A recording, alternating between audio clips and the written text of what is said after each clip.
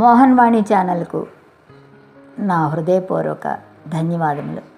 వినండి, వింటూ ఉండండి, వినిపించండి. మోహన్ వాణి ఛానల్ మన ఛానల్. ఉత్తమ ఉపాధ్యాయురాలు, నేనెరిగిన ఉపాధ్యాయురాలు. ఈ కథను వ్రాసి చదువుతున్నది దేశరాజ లక్ష్మీకుమారి. నేనెరిగిన ఉపాధ్యాయురాలు. అది నేను కొత్తగా 10th పాస్ అయిన సంవత్సరం.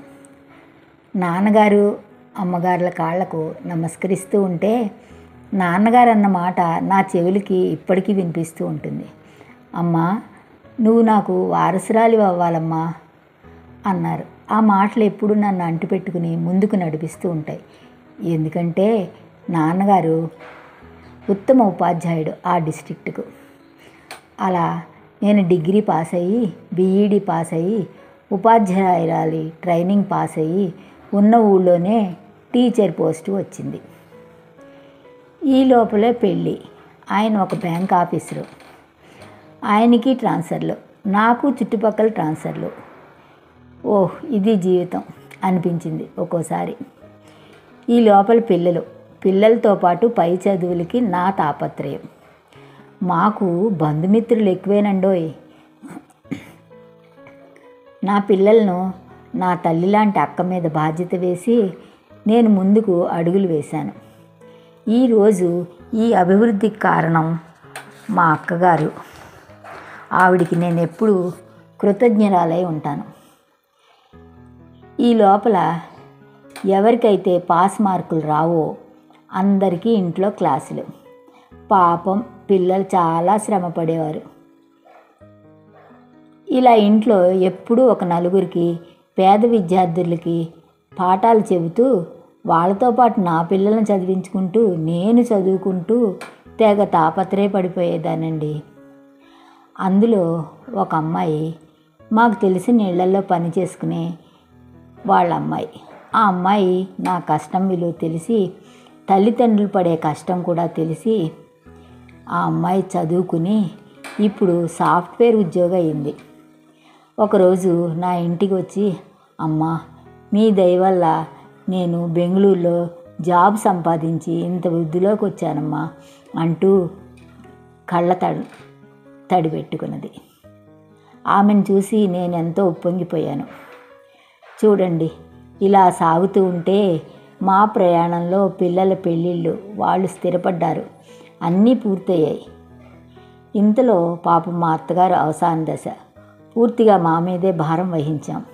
ఆ భగవంతుని కృప వల్ల ఆవిడికి కూడా ముక్తిని ప్రసాదించాడు భగవంతుడు. ఆవిడ కూడా కుటుంబానికి ఎంతో సహాయపడ్డారు. అక్కకు ఆవిడ కూడా సెలవుల్లో వచ్చి పిల్లల బాధ్యత నెరవేర్చేవారు.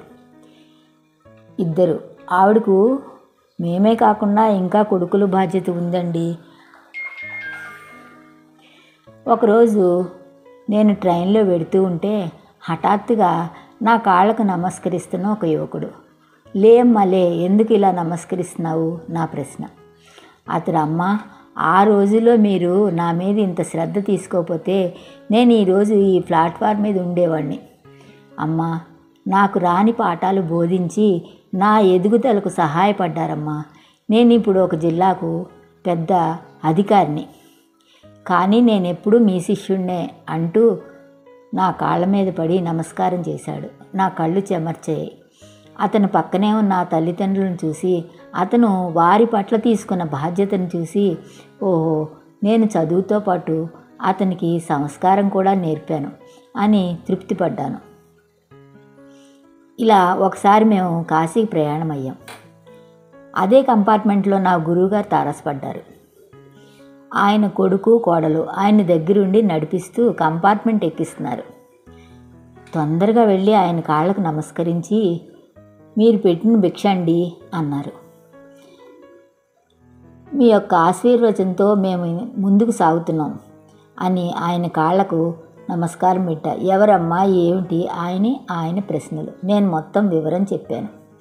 అప్పుడు మీరు విద్యతో పాటు వినయ విధేయతలు నేర్పారు మాకు అంటూ నమస్కరించాను. ఎంతో ఆనందంతో ఆయన ఆశీర్వదించారు మమ్ము. ఇప్పుడు ఏది ఆ విధేయత, వినయము? ఇప్పుడు కూడా ఉందండోయ్, సరి అయిన ఉపాధ్యాయుని వద్ద, సరి అయిన విద్యార్థి వద్ద. లేదు అనుకోవడానికి లేదు. ఎందుకంటే ఎన్ని జరిగినా ఇంకా మానవత్వం మనలో కొందరిలో ఉంటూనే ఉంది. అందుకే ఈ యుగం ఇలా నడుస్తూ ఉంది. ఆ సాయిబాబా భగవంతుడు ఉండి మనల్ని నడిపిస్తూ ముందుకు వెళ్ళాలి. ఆయన ఆశీర్వచనం కోరుకుంటూ ఉంటాం మనం. అందరిలో మనం కొందరం. ఇదండి నేను ఎరిగిన ఉపాధ్యాయురాలు. మీకు నచ్చిందనుకుంటా. లైక్ చేయండి, షేర్ చేయండి, వినండి, వింటూ ఉండండి, వినిపించండి. మోహన్వాణి ఛానల్ మన ఛానల్. మోహనవాణి తెలుగు పోడ్కాస్ట్ ఛానల్ని లైక్, షేర్, సబ్స్క్రైబ్ చేయండి. ప్రక్కనున్న గంటను మ్రోగించండి. మోహనవాణి.